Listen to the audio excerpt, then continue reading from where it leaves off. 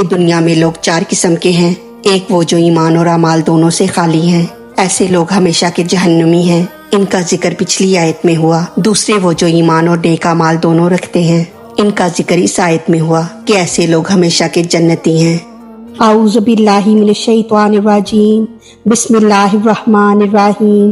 والذین، اور جو لوگ آمنوا، ایمان لائے، یعنی وہ لوگ جو علم الہی میں مومن ہیں، یا وہ لوگ جو خاتمے کے وقت ایمان پر ہے، یا وہ لوگ جن کو ایمان معتبر نصیب ہوا اور پھر اس ایمان کے ساتھ انہوں نے وعملوا الصالحات، اور انہوں نے کیے اچھے عمل، یعنی پھر ایمان لانے کے بعد انہوں نے شائستہ اعمال بھی کیے، یعنی یہ لوگ اپنی طاقت کے مطابق اپنی عبادات اور معاملات میں بھی درست رہے۔ طاقت کے مطابق عمل کرنے کی اس لیے قید لگائی گئی کہ بعض مومنوں کو اعمال کرنے کا موقع ہی نہیں ملتا، جیسے دیوانے لوگ اور نابالغ بچے ہیں، یا وہ لوگ جو ایمان لاتے ہی مر جاتے ہیں، اور ایسے لوگ جو نیکی کا موقع پاتے ہیں۔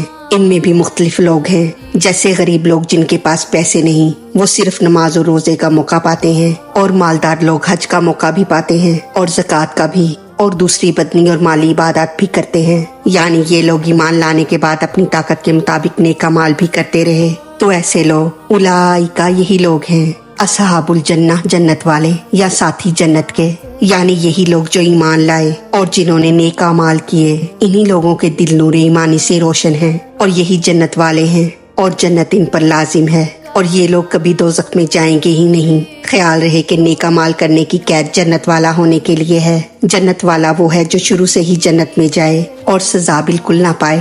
اگرچہ گناہگار مسلمان اپنے گناہوں کی سزا پا کر جنت پہنچ تو جائیں گے، لیکن ان کا جنت والا ہونا یقینی نہیں۔ اور جو لوگ شروع سے ہی جنت جائیں گے، ہم وہ فیہا، اس میں خالدون، ہمیشہ رہیں گے، یعنی جنت والے لوگ ہمیشہ جنت میں رہیں گے، کہ جیسے کافر لوگ ہمیشہ جہنم میں رہیں گے، اور کافروں کی سزا ہمیشہ کے لیے ہے، کیونکہ کافروں کے پاس نہ تو ایمان ہے اور نہ نیک اعمال۔ ایسے ہی ان مومنوں کے لیے جنت دائمی ہے، کیونکہ ان کے پاس ایمان بھی ہے اور نیک اعمال بھی۔ خیال رہے کہ ایمان اور نیک اعمال کے بغیر جنت نہیں مل سکتی۔ کافر کے پاس نہ تو ایمان ہے اور نہ نیک اعمال، لہٰذا اس کو دوزخ صرف اپنے کفر اور گناہ کی وجہ سے ملے گی۔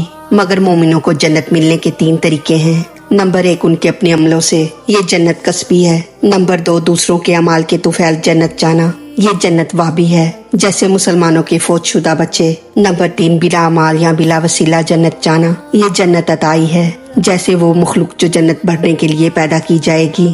اب اس آیت کا خلاصہ اس طرح ہے کہ دنیا میں لوگ 4 قسم کے ہیں۔ ایک وہ جو ایمان اور اعمال دونوں سے خالی ہیں، ایسے لوگ ہمیشہ کے جہنمی ہیں، ان کا ذکر پچھلی آیت میں ہوا۔ دوسرے وہ جو ایمان اور نیک اعمال دونوں رکھتے ہیں، ان کا ذکر اس آیت میں ہوا کہ ایسے لوگ ہمیشہ کے جنتی ہیں۔ باقی اب 2 قسم کے لوگ بچے۔ ایک وہ جن کے پاس ایمان تو ہے مگر ان کے عمل خراب ہیں، یعنی گناہگار مسلمان۔ ایسے لوگ کچھ دن جہنم رہیں گے اور پھر جنت میں ان کا مکان ہوگا۔ یہ لوگ جنت میں رہ کر پھر دوزخ نہیں آئیں گے، کیونکہ کسی کو اٹھا کر گرانا رب کی حکمت کے خلاف ہے۔ ہاں، مگر گرے ہوئے کو اٹھانا عین کرم ہے۔ خیال رہے کہ ایسے لوگوں کا چند دن جہنم جانا یہ قانونی سزا ہے، لیکن اگر رب اپنے کرم سے ان کو بالکل بخش دے تو اس کی رحمت ہے۔ چوتھے وہ لوگ ہیں جو اپنے عقیدے میں کافر ہیں مگر ان کے بعض عمل اچھے ہیں، جیسے خیرات کرنے والے کافر۔ انہوں نے دنیا میں جو کھا پی لیا وہ ان کے اعمال کا بدلہ ہے، آخرت میں ان کے لیے دائمی جہنم ہے۔ یا یہ کہہ لو کہ کفار کا کوئی نیک عمل ہوتا ہی نہیں، کیونکہ نیک اعمال کے لیے ایمان شرط ہے، لہٰذا ان کے صدقہ اور خیرات کو عمل صالحہ نہیں کہہ سکتے۔ اسی لیے قرآن کریم میں فرمایا گیا کہ کافروں کے عمل اس چمکدار ریت کی طرح ہیں جسے پیاسا دور سے دیکھ کر پانی سمجھتا ہے۔ اللہ تعالیٰ ہماری غلطیوں کو معاف فرما کر ہمارا پڑھنا سننا اپنی بارگاہ میں قبول فرمائے، ہمیں دین و دنیا کی تمام نعمتیں عطا فرمائے اور ہمیں عمل کی توفیق عطا فرمائے۔ آمین یا رب العالمین۔ وما علینا الا البلاغ المبین۔